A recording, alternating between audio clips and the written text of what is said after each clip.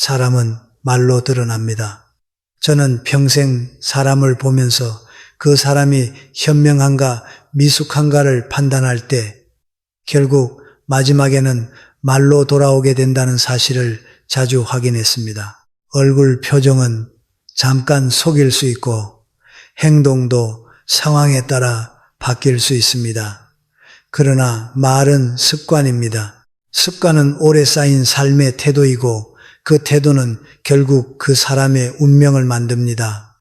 말을 잘한다는 것은 화려하게 표현하는 능력이 아닙니다. 오히려 덜 말해도 핵심을 건드릴 줄 아는 절제입니다.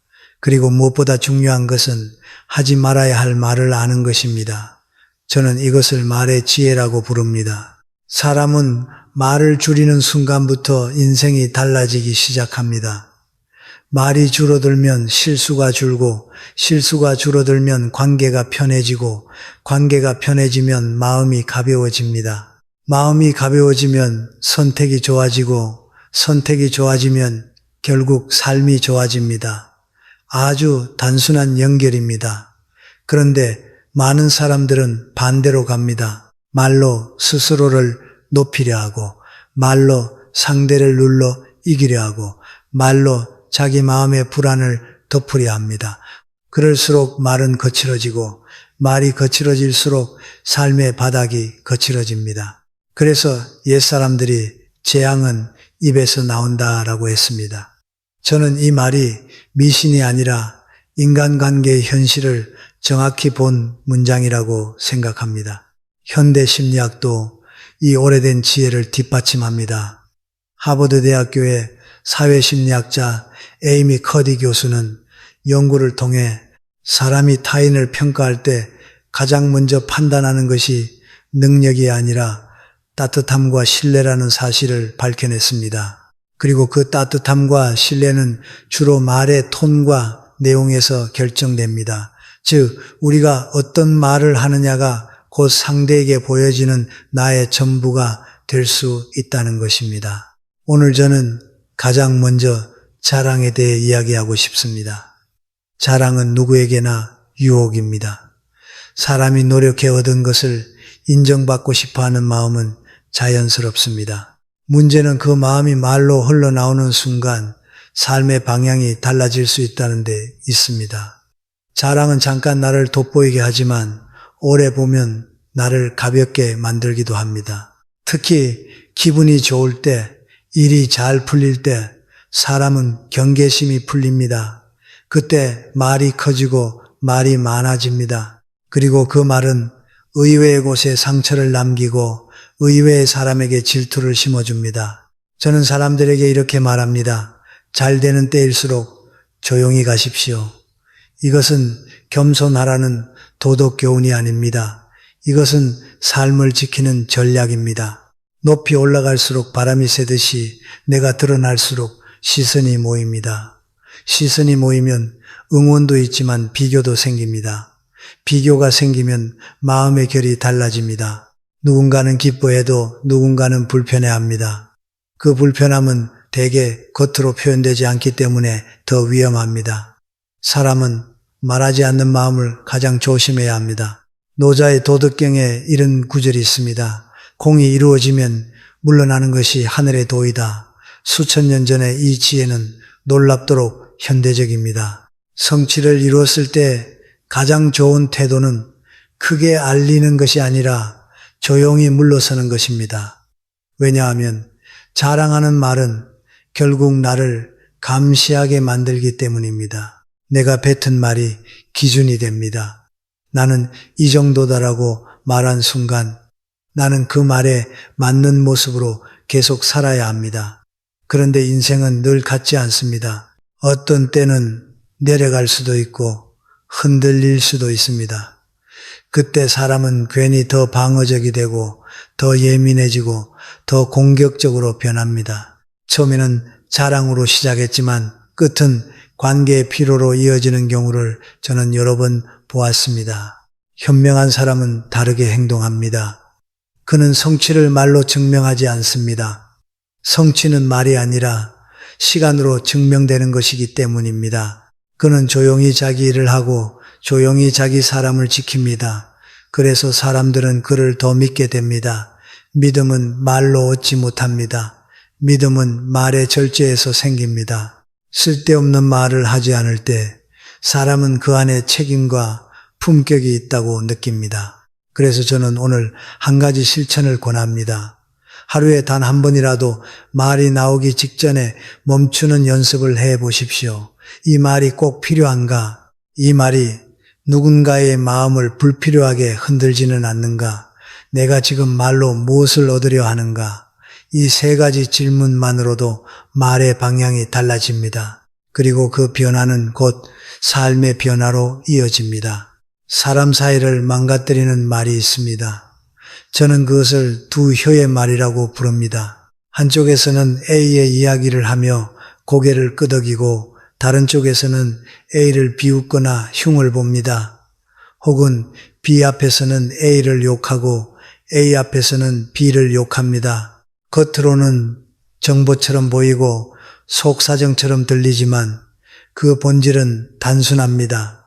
신뢰를 빼앗는 말입니다. 우리는 흔히 말합니다. 나는 누구 편도 아니야. 그냥 사실을 말하는 거야.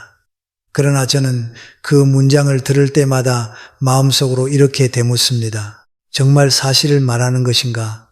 아니면 관계의 틈을 이용해 내 자리를 만들려는 것인가? 두 혀의 말은 늘 명분이 있습니다. 저 사람을 위해서야 너한테만 말하는 거야. 너는 알아야 해. 이런 말로 포장되지만 결과는 언제나 같습니다. 사람들 사이가 멀어집니다. 옥스퍼드 대학의 진화심리학자 로빈 던바 교수의 연구에 따르면 인간이 사용하는 대화의 약 65%가 사회적 정보 교환, 즉 다른 사람에 대한 이야기라고 합니다. 이것은 인간의 본능입니다. 우리는 서로에 대해 이야기하면서 사회적 유대를 형성합니다. 그러나 문제는 그 이야기가 연결을 위한 것인지 분열을 위한 것인지의 차이입니다. 같은 정보를 나누더라도 의도가 다르면 결과가 완전히 달라집니다. 한번 금이 간 관계는 쉽게 돌아오지 않습니다. 두 혀의 말이 위험한 이유는 그 말을 하는 사람만 악해지는 것이 아니라 듣는 사람도 함께 어두워지기 때문입니다. 누군가 내 앞에서 다른 사람의 흉을 보면 나는 순간적으로 친밀감을 느낄 수 있습니다. 나에게만 털어놓네. 나를 믿네. 하지만 그 다음 순간 마음 깊은 곳에는 작은 의심이 생깁니다. 그 사람이 저 사람 이야기를 저렇게 한다면 언젠가 내 이야기도 저렇게 하지 않을까? 이 의심은 눈에 보이지 않게 관계를 경직시킵니다. 결국 우리는 편해지기 위해 들었던 말 때문에 더 불편해집니다. 저는 오랫동안 학생들을 가르치며 또 다양한 사람들을 만나며 느꼈습니다. 사람의 품격은 무엇을 말하느냐보다 무엇을 말하지 않느냐에서 결정될 때가 많습니다. 특히 남의 약점, 남의 가정사, 남의 실수는 말로 꺼내는 순간 내 손이 더럽혀집니다. 설령 사실이라 해도 사실이 곧 선은 아닙니다. 사실이라도 누군가의 체면을 무너뜨리고 관계를 갈라놓는다면 그 말은 결국 내 삶에도 상처를 남깁니다. 말은 돌아옵니다. 오늘 내가 만든 분위기는 내일 나를 둘러싼 분위기가 됩니다. 두 혀의 말은 왜 그렇게 쉽게 나오냐고 묻는다면 저는 대개 불안 때문이라고 답합니다. 사람은 자신이 초라하다고 느낄 때 남의 흠을 이야기하며 마음의 균형을 맞추려 합니다. 내가 부족하다는 감각을 견디기 어려우니 남의 부족함을 꺼내어 상대적인 우위를 느끼려는 것입니다. 그런데 그것은 아주 값싼 위로입니다. 순간은 달콤하지만 오래가면 내 인격을 깎아먹습니다. 그리고 결국 내 주변에는 진짜 친구가 남지 않습니다. 서로를 지켜주는 관계가 아니라 서로의 이야기를 팔아 살아가는 관계만 남게 됩니다. 현명한 사람은 다르게 합니다. 그는 말의 방향을 바꿉니다. 누군가를 헐뜯는 말이 시작되면 조용히 멈추게 하거나 화제를 돌립니다. 때로는 그냥 침묵합니다. 침묵은 비겁함이 아니라 선택입니다. 나는 그 말에 참여하지 않겠다는 선택입니다. 그 선택은 처음에는 어색하지만 시간이 지나면 사람들은 알게 됩니다. 저 사람 앞에서는 남을 함부로 말하기 어렵다는 것을요. 바로 그 순간부터 신뢰가 생깁니다. 신뢰는 화려한 말에서 오는 것이 아니라 지켜주는 태도에서 옵니다. 저는 실천을 하나 권합니다. 오늘부터 누군가의 흉을 들었을 때 즉시 반응하지 말고 단 한 문장만 속으로 떠올려 보십시오. 이 말이 나를 더 좋은 사람으로 만드는가? 대답이 아니오라면 그 자리에서 내 마음을 한 걸음 뒤로 빼는 것입니다.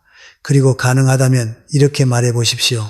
그 이야기는 여기서 멈추자. 아주 짧게, 부드럽게 그 한마디가 관계를 살립니다.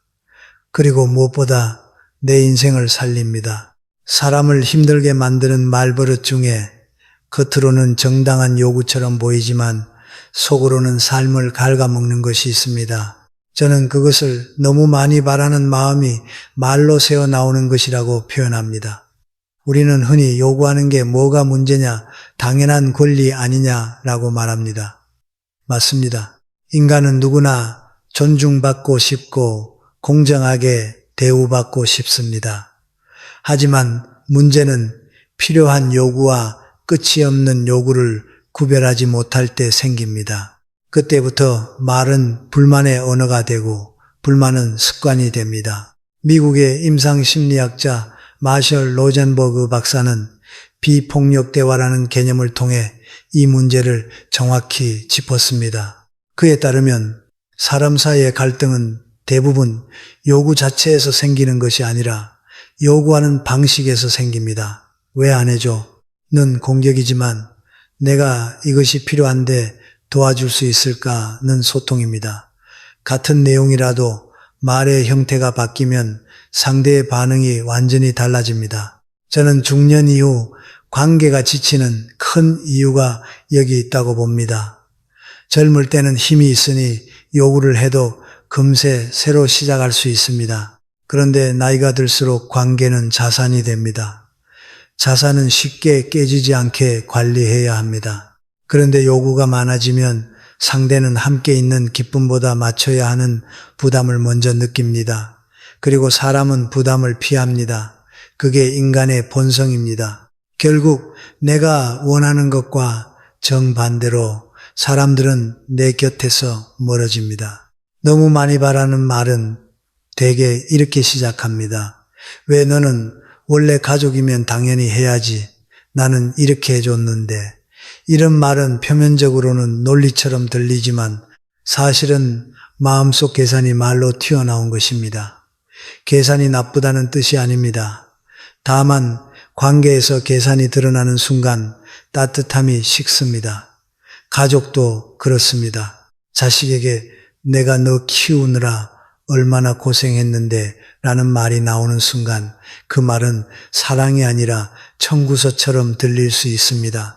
친구에게도 마찬가지입니다. 내가 너한테 해준 게 얼만데 라는 말이 나오면 그 순간부터 우정은 거래로 바뀝니다. 현명한 사람은 요구를 하지 않는 사람이 아닙니다. 요구를 말의 형태로 조심스럽게 다룰 줄 아는 사람입니다.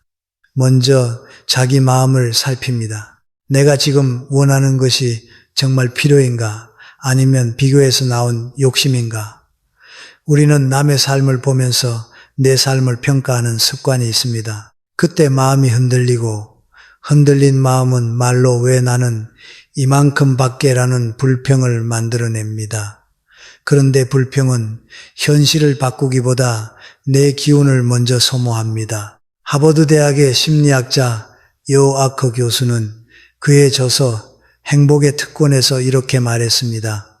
불평을 21일간 멈추면 뇌의 신경회로가 바뀌기 시작한다. 불평은 단순한 말이 아니라 뇌가 세상을 해석하는 방식이다. 즉, 불평을 자주 하면 뇌는 세상에서 불평할 거리를 더 잘 찾아내도록 훈련됩니다. 반대로 불평을 줄이면 뇌는 감사할 거리를 더 잘 찾기 시작합니다. 이것은 성격의 문제가 아니라 뇌과학의 문제입니다. 반대로 인생이 잘 풀리는 사람은 묵묵히 자기 몫을 해냅니다. 그들은 남이 알아주든 말든 내가 해야 할 일을 하고 내가 지켜야 할 마음을 지킵니다. 요구가 줄어듭니다. 요구가 줄어드니 관계가 편해지고 관계가 편해지니 삶의 바닥이 단단해집니다. 여기서 중요한 한 가지가 있습니다. 내 삶의 주인은 나라는 감각입니다. 이 감각이 약해지면 사람은 자꾸 타인에게 증명하려 하고 타인에게 인정받으려 하고 타인에게 맞춰달라고 요구합니다. 그런데 타인은 내 인생을 책임지지 않습니다. 내 인생의 무게는 결국 내가 들어야 합니다. 그렇다면 말도 바뀌어야 합니다. 네가 왜 안 해줘가 아니라 나는 이렇게 하겠다로 바뀌어야 합니다. 요구가 많아질수록 삶은 남의 손에 맡겨지고 결정권을 잃습니다. 반대로 스스로 선택하면 비록 힘들어도 마음이 덜 흔들립니다. 그게 자존감의 핵심입니다. 오늘 실천을 하나 권합니다. 하루 동안 내가 하는 말 중에서 왜로 시작하는 문장을 세워보십시오. 왜 너는, 왜 세상은, 왜 나만, 이 왜가 많을수록 마음이 불만에 붙어 있다는 신호입니다. 그때는 어떻게로 바꿔보십시오. 어떻게 하면 내가 더 나아질까? 어떻게 하면 이 관계가 덜 상처받을까? 질문이 바뀌면 말이 바뀌고 말이 바뀌면 행동이 바뀝니다. 그게 삶을 바꾸는 가장 현실적인 방법입니다. 사람이 자기 인생을 가장 값싸게 소모하는 순간이 있습니다. 이기고 싶어서 말이 길어질 때입니다. 저는 이것을 논쟁의 함정이라고 부릅니다. 특히 상대가 막무가 내일 때 논쟁은 거의 언제나 나를 지치게 만들고 내 품위를 깎아먹고 결국 내 하루를 망칩니다. 그런데도 우리는 자꾸 그 함정에 들어갑니다. 왜냐하면 억울함이 우리를 끌어당기기 때문입니다. 억울하면 설명하고 싶고 설명하면 설득하고 싶고 설득이 안 되면 화가 납니다. 그 다음부터는 말이 싸움이 됩니다. 제가 삶에서 배운 것은 이렇습니다. 논쟁은 진실을 위한 자리가 아니라 대개 자존심의 자리라는 것입니다. 처음에는 사실을 바로잡고 싶어서 시작했지만 어느 순간부터는 내가 밀리기 싫어서 계속합니다. 그러면 상대도 마찬가지로 굽히지 않습니다. 결국 남는 것은 피로와 상처뿐입니다. 관계는 더 멀어지고 마음은 더 탁해집니다. 그래서 저는 중년 이후에는 특히 논쟁을 줄이는 것이 인생의 기술이라고 말합니다. 옛사람들이 말했습니다. 10명의 분별 있는 사람도 1명의 무례한 사람을 이기기 어렵다. 저는 이 문장을 아주 현실적인 조언으로 봅니다. 무례한 사람은 규칙이 없습니다. 논리도 없고 책임도 없습니다. 반면 분별이 있는 사람은 규칙이 있고 체면이 있고 관계를 생각합니다. 그러니 게임 자체가 불리합니다. 규칙 없는 경기에서 규칙을 지키려는 사람은 늘 지기 쉽습니다. 이때 우리가 해야 할 일은 이기는 것이 아니라 빠져나오는 것입니다. 빠져나오는 것이 지혜입니다. 게임 이론의 관점에서 보면 이것은 매우 합리적인 선택입니다. 노벨 경제학상을 수상한 존 내시 교수의 균형 이론에 따르면 양측이 모두 이기려고만 할 때는 결국 양측 모두 손해를 보는 결과에 도달합니다. 이것을 죄수의 딜레마라고 부릅니다. 논쟁도 마찬가지입니다. 내가 이기려고 하면 상대도 이기려고 하고 결국 둘 다 지쳐서 관계만 망가집니다. 가장 현명한 전략은 게임 자체에 참여하지 않는 것입니다. 논쟁을 계속하면 내 마음이 먼저 망가집니다. 어떤 사람은 말로 상대를 이기고 나면 시원하다고 말합니다. 그러나 저는 그 시원함이 오래가지 않는다는 것을 압니다. 왜냐하면 말로 이긴 싸움은 마음에 찌꺼기를 남기기 때문입니다. 내가 했던 말이 내 귀에 다시 들립니다. 내가 왜 그렇게까지 말했지? 내가 너무 심했나? 후회와 자책이 남습니다. 반대로 참았던 침묵은 시간이 지나면 힘이 됩니다. 그때 내가 나를 지켰다는 감각이 남기 때문입니다. 그럼에도 불구하고 우리는 이런 생각을 합니다. 가만히 있으면 내가 손해보는 것 아닐까? 저는 이 질문에 이렇게 답합니다. 긴 논쟁은 손해를 막는 길이 아니라 대개 손해를 키우는 길입니다. 내 시간을 빼앗고 내 기운을 빼앗고 내 하루의 집중을 빼앗습니다. 더 중요한 것은 내 마음의 평정을 빼앗습니다. 평정은 중년 이후 가장 큰 자산입니다. 돈이 있어도 마음이 흔들리면 삶이 흔들립니다. 그러니 논쟁으로 얻는 작은 승리보다 침묵으로 지키는 큰 평정이 더 값집니다. 현명한 사람은 논쟁을 피할 줄 압니다. 피한다는 말이 비겁하다는 뜻이 아닙니다. 선택한다는 뜻입니다. 어떤 말은 해도 소용이 없습니다. 상대가 이해하려는 마음이 없으면 말은 설득이 아니라 소음이 됩니다.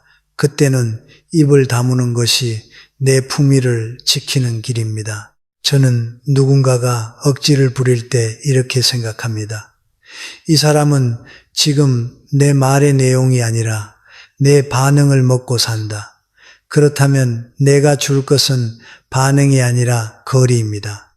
여기서 한 걸음 물러서기에 기술이 필요합니다. 저는 이것을 단순한 인내가 아니라 아주 구체적인 방법으로 설명하고 싶습니다. 첫째, 논쟁의 초입에서 문장을 짧게 하십시오. 말이 길어지는 순간 게임이 시작됩니다. 그렇게 생각할 수도 있겠네요. 저는 다르게 봅니다. 이 정도면 충분합니다. 둘째, 결론을 내려고 하지 마십시오. 상대를 바꾸려는 욕심이 논쟁을 키웁니다. 사람은 논쟁으로 잘 바뀌지 않습니다. 셋째, 시간을 끊으십시오. 이 이야기는 여기서 멈추죠. 오늘은 여기까지 하겠습니다. 시간을 끊을 줄 아는 사람이 관계의 주도권을 갖습니다. 넷째, 내 마음을 먼저 보호하십시오. 논쟁이 시작되면 몸이 먼저 반응합니다.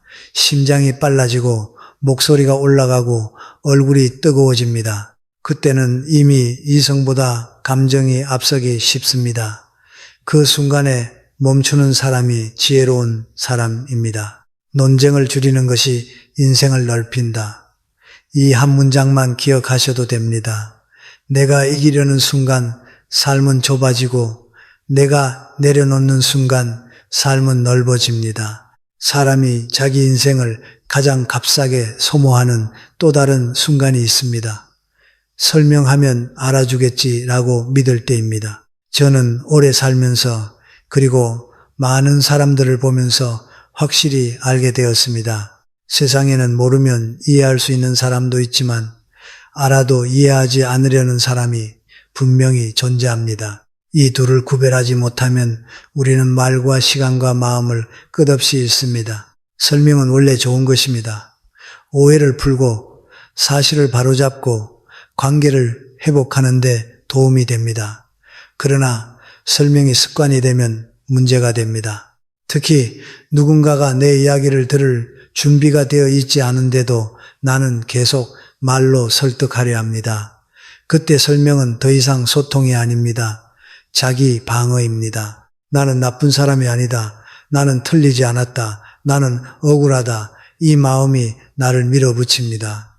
그런데 방어는 대개 상대를 더 단단하게 만듭니다. 상대가 귀를 닫으면 나는 더 목소리를 높이고 결국 감정만 남습니다. 독일의 철학자 쇼펜하우어는 논쟁에서 이기는 38가지 방법이라는 글을 남겼는데 그 마지막 결론이 흥미롭습니다. 가장 확실한 방법은 논쟁에 참여하지 않는 것이다. 200년 전의 지혜이지만 지금 우리의 일상에 그대로 적용됩니다. 설명이 필요한 상대와 설명이 소용없는 상대를 구별하는 것. 이것이 중년 이후 가장 중요한 인간관계 기술 중 하나입니다. 옛사람들이 말했습니다. 설명에도 자본이 든다.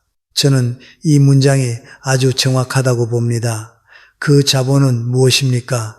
시간과 기력입니다. 우리 인생에서 가장 귀한 두 가지입니다. 그런데 우리는 종종 그 자본을 승산이 없는 자리에 쏟습니다. 상대가 처음부터 결론을 정해놓고 내 이야기를 듣는다면 내가 아무리 논리적으로 말해도 그는 바뀌지 않습니다. 그는 이해하려는 사람이 아니라 내 에너지를 소모시키려는 사람입니다. 그럴 때 설명은 오히려 내 품격을 떨어뜨립니다. 왜냐하면 내가 애써 말할수록 상대는 저 사람이 흔들리는구나 하고 더 밀어붙이기 때문입니다. 저는 특히 중년 이후에 이 문제를 많이 봅니다. 가족 안에서도 그렇고 직장에서도 그렇고 친구 사이에서도 그렇습니다. 어떤 사람은 늘 나는 오해받기 싫어 라는 마음으로 설명을 반복합니다. 그런데 역설적으로 설명이 많아질수록 오해는 더 커지기도 합니다. 이유는 단순합니다. 말이 많아지면 틈이 생깁니다. 틈이 생기면 상대는 그 틈을 파고듭니다. 한 문장을 꼬투리 잡고 한 단어를 확대하고 전체 맥락을 비틀어 버립니다. 그러면 나는 다시 설명을 시작합니다. 이 반복이 사람을 지치게 합니다. 그래서 저는 한 가지 기준을 권합니다. 설명할 상대인가, 침묵할 상대인가, 이 기준을 세우지 않으면 우리는 누구에게나 다 설명하려다 결국 아무에게도 제대로 이해받지 못합니다. 설명해야 할 상대는 어떤 사람입니까? 첫째, 내 말을 끝까지 들을 의지가 있는 사람입니다. 둘째, 사실을 확인할 마음이 있는 사람입니다. 셋째, 오해가 풀리면 관계를 지킬 의사가 있는 사람입니다. 이 세 가지 중 하나라도 없다면 설명은 대부분 허공에 흩어집니다. 그렇다면 일부러 이해하지 않는 사람은 어떤 특징이 있습니까? 대개는 질문을 하지 않습니다. 질문하는 척만 합니다. 듣기 위한 질문이 아니라 공격하기 위한 질문입니다. 그리고 결론을 먼저 말합니다. 너는 원래 그래. 네가 잘못했잖아.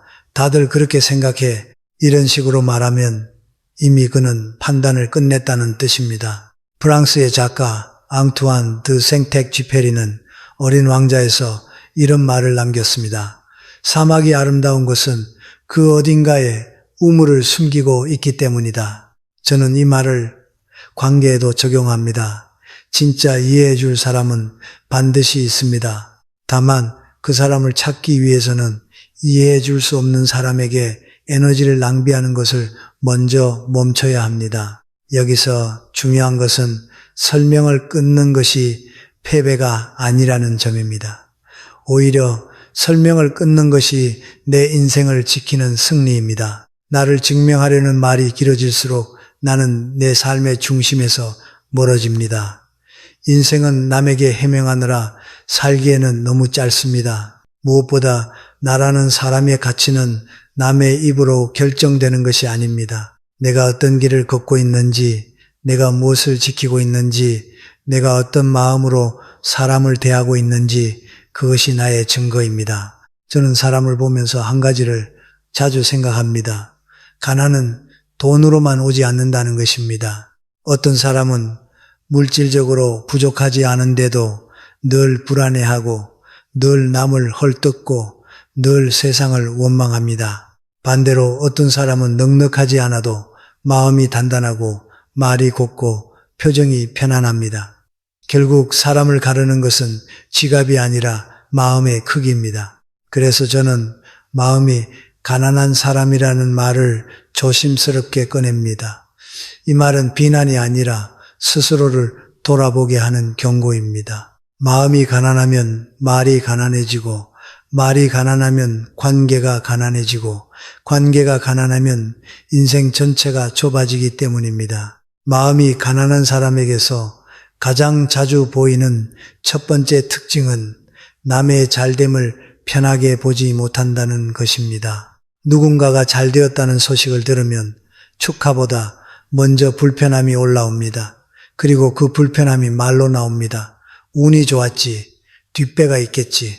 원래 그런 사람은, 이런 말은 상대를 평가하는 말처럼 보이지만 사실은 자기 마음을 달래는 말입니다. 남의 성취를 깎아내리면 내 부족함이 덜 아픈 것 같기 때문입니다.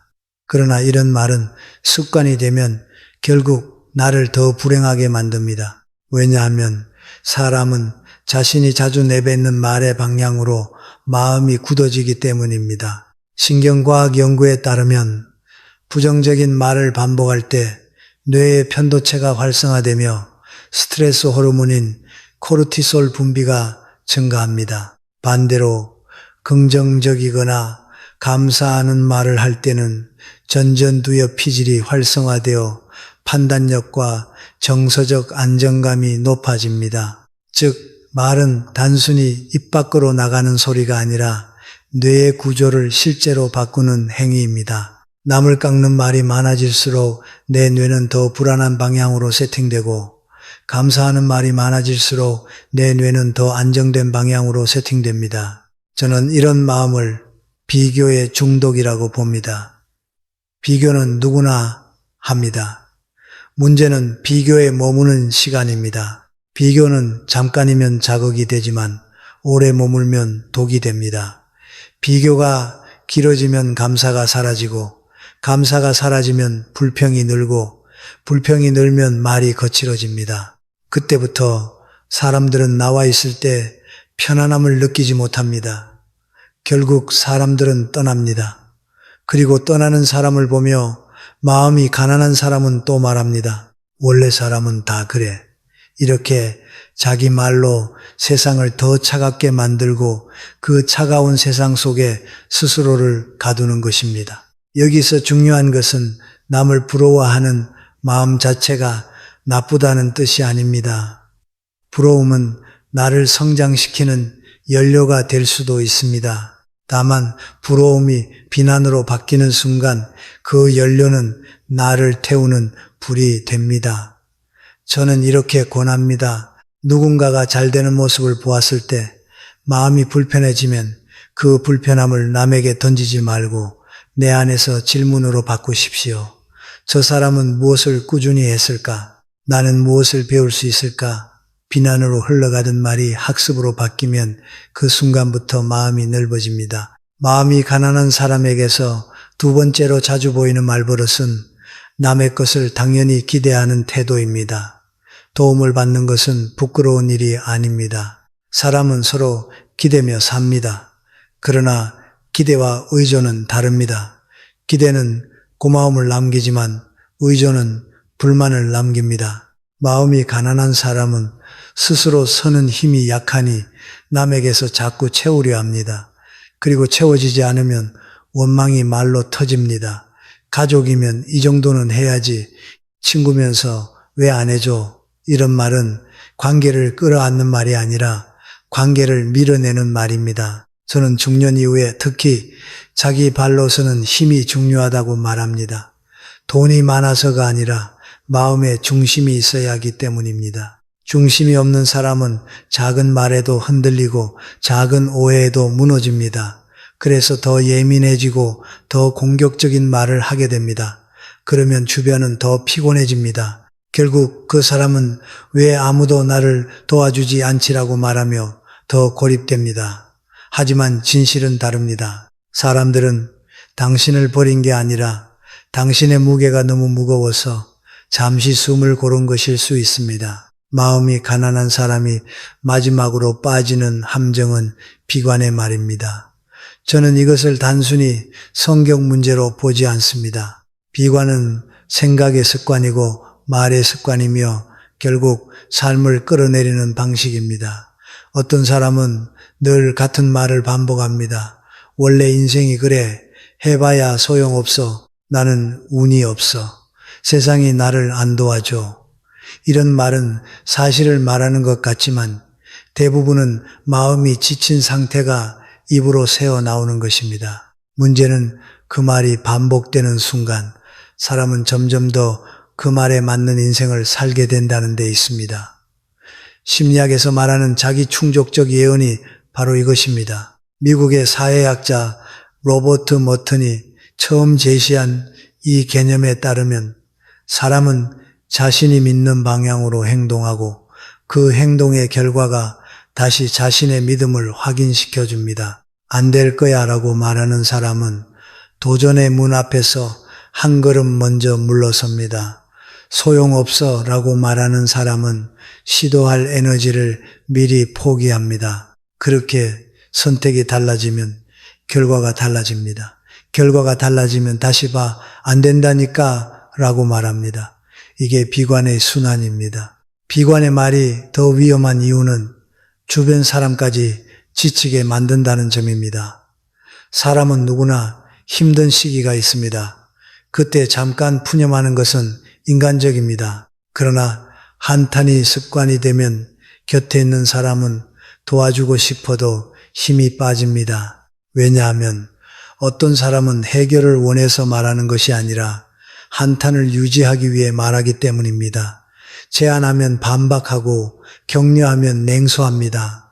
그러면 사람들은 점점 말을 아끼게 되고 결국 그 사람은 혼자가 됩니다. 그리고 그는 다시 말합니다. 사람은 다 떠나. 이 말은 현실의 결과 같지만 사실은 자기 말이 만든 결과인 경우가 많습니다. 그렇다면 우리는 무엇을 해야 할까요? 저는 3가지를 권합니다. 첫째, 남의 잘됨을 들었을 때 한 문장만 먼저 말하십시오. 축하한다. 그 다음 감정은 천천히 정리해도 됩니다. 둘째, 도움을 받았을 때는 즉시 표현하십시오. 고맙다. 이 한마디가 관계를 살립니다. 셋째, 불평하고 싶을 때는 말 대신 행동을 하나 하십시오.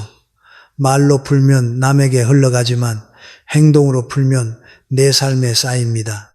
비관의 말버릇을 어떻게 끊어야 할까요? 저는 거창한 방법보다 일상에서 바로 적용 가능한 3가지 전환을 권합니다.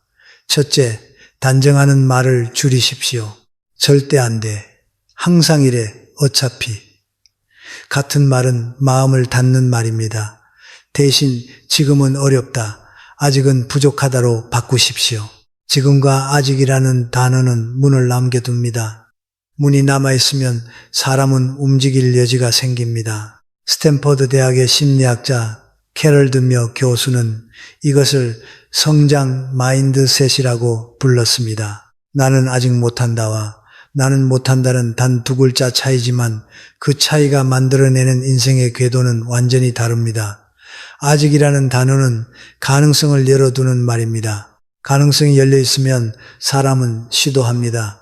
시도하면 경험이 쌓이고 경험이 쌓이면 자신감이 생깁니다. 둘째, 원인 찾기 대신 다음 행동을 말하십시오. 비관하는 사람은 이유를 많이 말합니다. 왜 안 되는지, 왜 힘든지, 왜 세상이 이 모양인지, 물론 이유도 필요합니다. 그러나 이유를 말하는 시간이 길어질수록 행동은 멀어집니다. 그래서 저는 이렇게 권합니다. 한탄이 나오려 할 때 말로 다음에 내가 할 한 가지를 정하십시오. 오늘은 10분만 정리하겠다. 내일은 전화 한 통만 하겠다. 아주 작은 행동이면 됩니다. 말이 행동으로 연결되는 순간 비관의 고리는 끊어지기 시작합니다. 셋째, 감사는 감정이 아니라 훈련이라고 생각하십시오.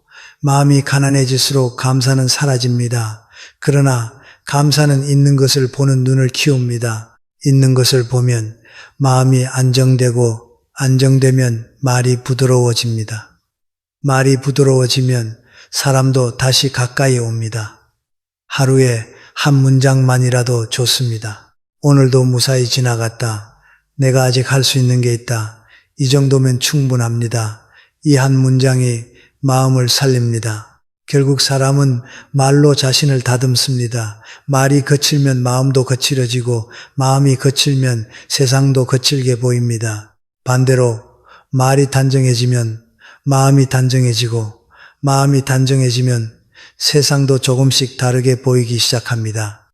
저는 오랜 세월 그 변화를 지켜봤습니다. 그래서 확신합니다. 삶이 꼬일 때 가장 먼저 손봐야 할 것은 환경이 아니라 입이다. 말을 다듬는다는 것은 단지 예쁘게 말하는 기술이 아닙니다.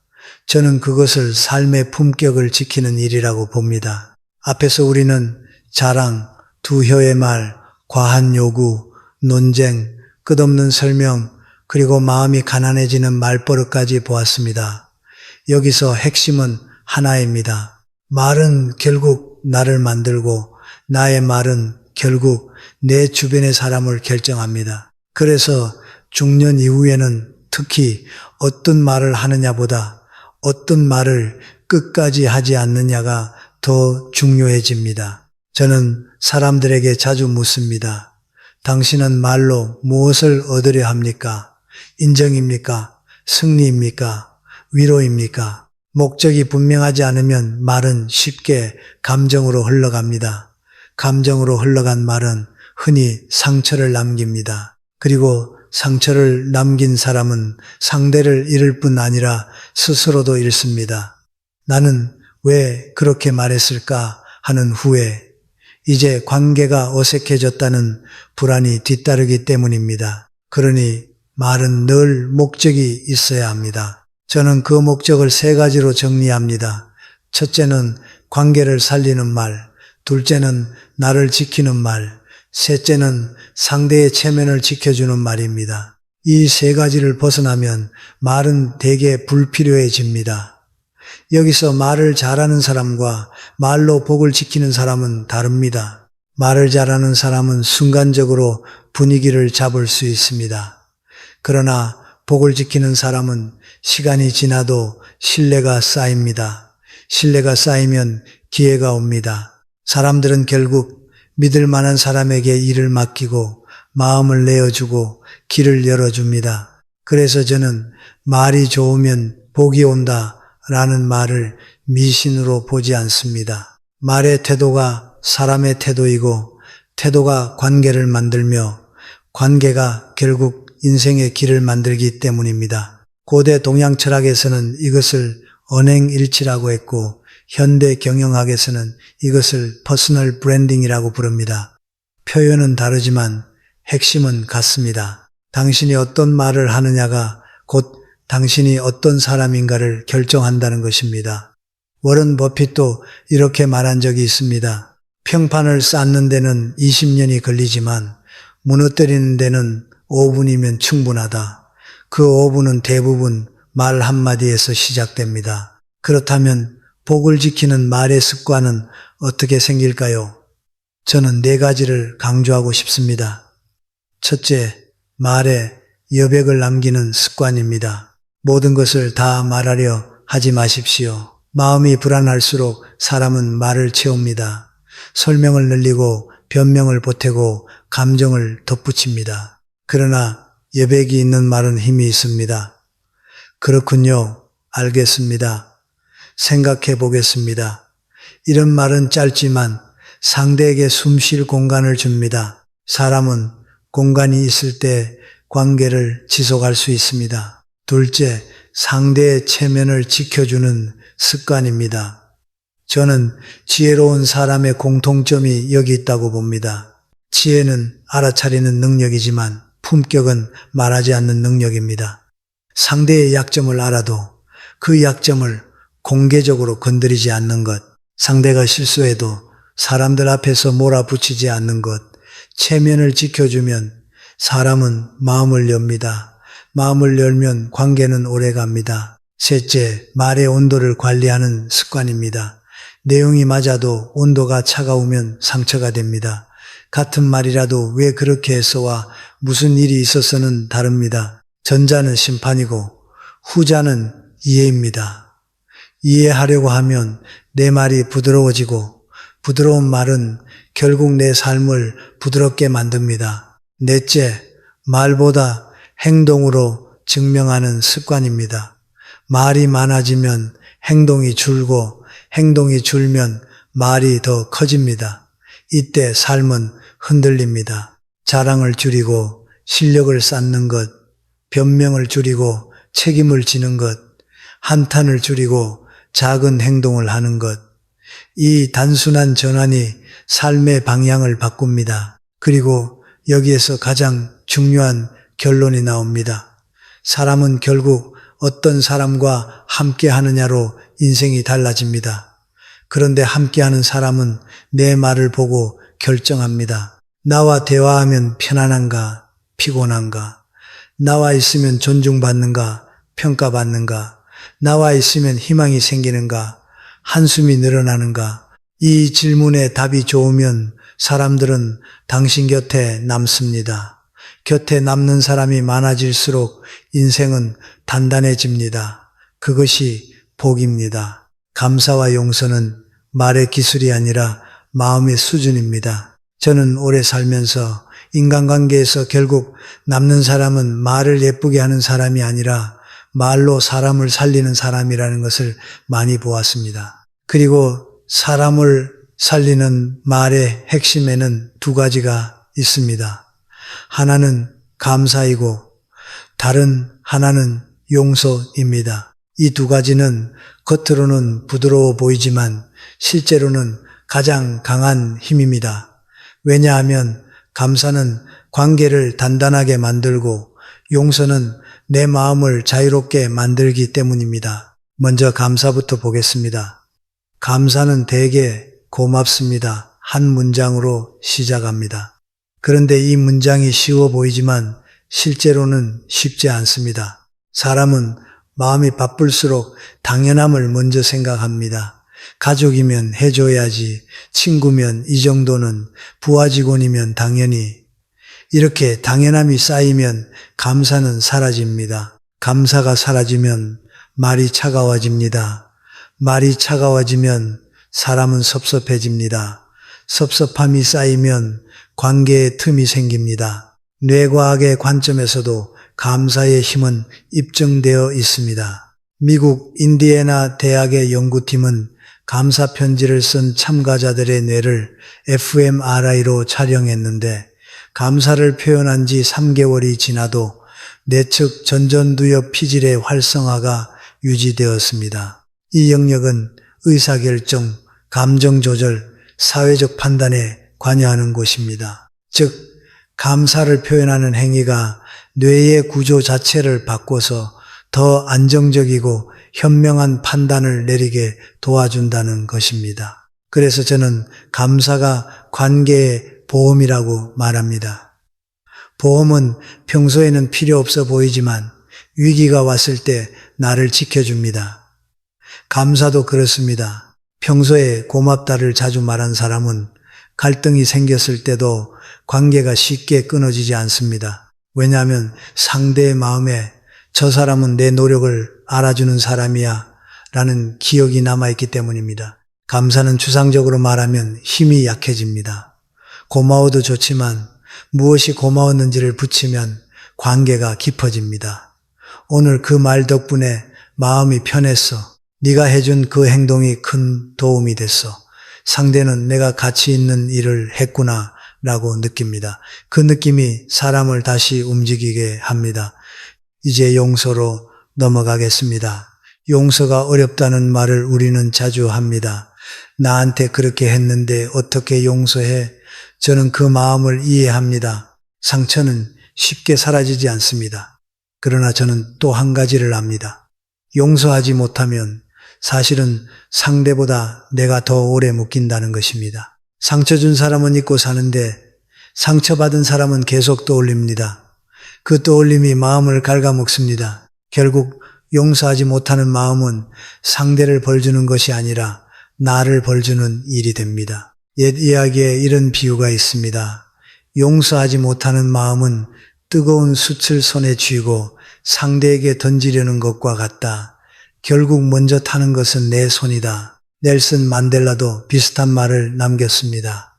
원한을 품는 것은 독을 마시고 상대가 죽기를 기다리는 것과 같다. 27년간 감옥에 갇혔던 사람이 한 말이기에 더 무겁게 다가옵니다. 그는 감옥에서 나오며 이렇게 말했습니다. 내가 감옥 문을 나서면서 원한을 놓지 않았다면 나는 여전히 감옥 안에 있는 것이다. 저는 용서를 이렇게 정의합니다. 용서는 상대를 무죄로 만드는 일이 아닙니다. 용서는 내가 더 이상 그 사건에 내 인생의 에너지를 세금처럼 바치지 않겠다는 선언입니다. 다시 말해 용서는 나의 자유입니다. 여기서 중요한 구분이 있습니다. 용서와 재수용은 다릅니다. 용서한다고 해서 다시 가까이 지낼 필요는 없습니다. 상처를 준 사람과 거리를 두는 것은 지혜일 수 있습니다. 그러나 마음속에서 원망을 계속 키우는 것은 지혜가 아닙니다. 그것은 내 삶을 계속 소모시키는 습관입니다. 저는 용서를 실천하는 방법을 3단계로 말합니다. 첫째, 그 사건을 정리하십시오. 마음속에서 계속 재생되는 장면을 끊어야 합니다. 그 일은 내게 상처였고 나는 그 상처를 인정한다. 인정하지 않으면 오히려 더 오래 갑니다. 둘째, 기준을 세우십시오. 다시는 이런 방식으로는 관계를 허용하지 않겠다. 용서는 흐물흐물해지는 것이 아니라 경계를 세우는 일입니다.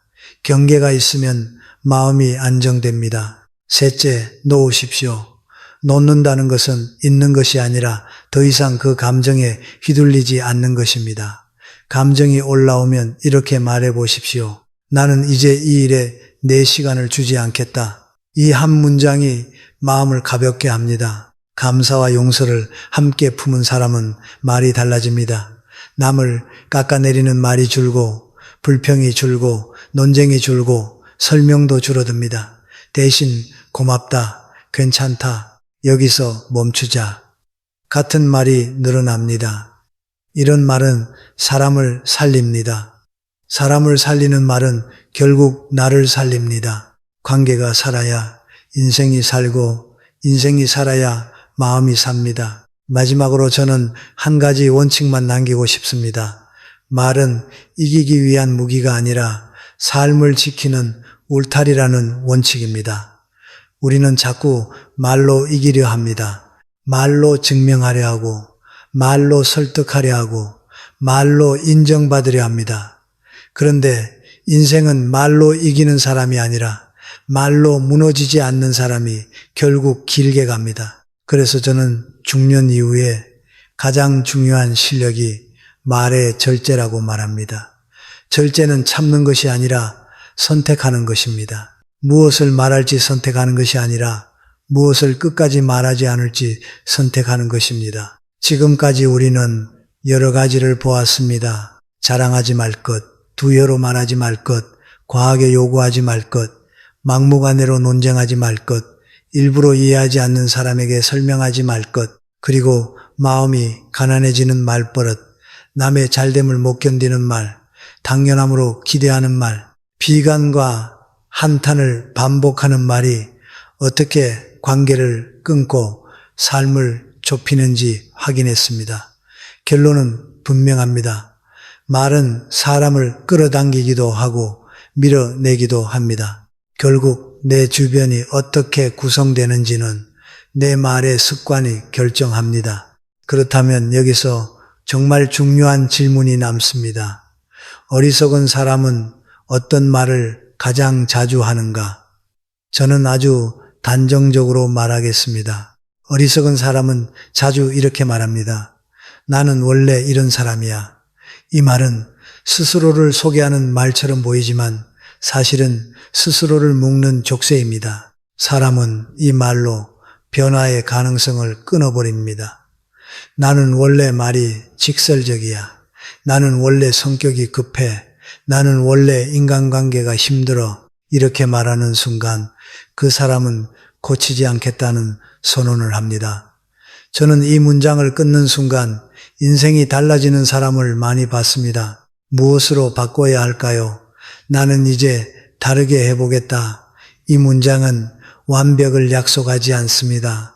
다만 방향을 바꿉니다.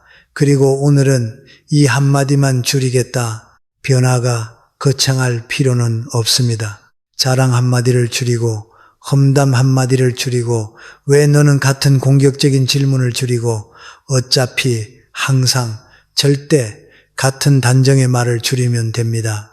말이 줄어들면 마음이 차분해지고 마음이 차분해지면 관계가 편해집니다. 관계가 편해지면 삶이 편해집니다. 마지막으로 제가 가장 현실적인 실천을 하나 제안하겠습니다. 오늘부터 말의 기준을 하나만 세우십시오. 이 말은 관계를 살리는가? 살리지 못한다면 지금은 하지 않아도 됩니다. 그리고 정말 해야 한다면 상대의 체면을 지키는 방식으로 하십시오. 말은 칼이 될 수도 있고 다리가 될 수도 있습니다. 칼로는 잠깐 이길 수 있지만 다리로는 오래 갑니다. 우리는 결국 오래 가야 합니다. 인생은 길고 사람은 귀합니다. 제가 오랜 세월 배우고 확신하게 된 것은 이것입니다. 말이 바뀌면 삶의 결이 바뀝니다. 삶의 결이 바뀌면 사람의 운도 바뀝니다. 운이란 하늘에서 떨어지는 선물이 아니라 내가 만든 분위기가 시간이 지나 돌아오는 것입니다. 그러니 오늘부터 시작하십시오. 큰 결심이 아니라 한 문장만 바꾸는 작은 시작이면 충분합니다.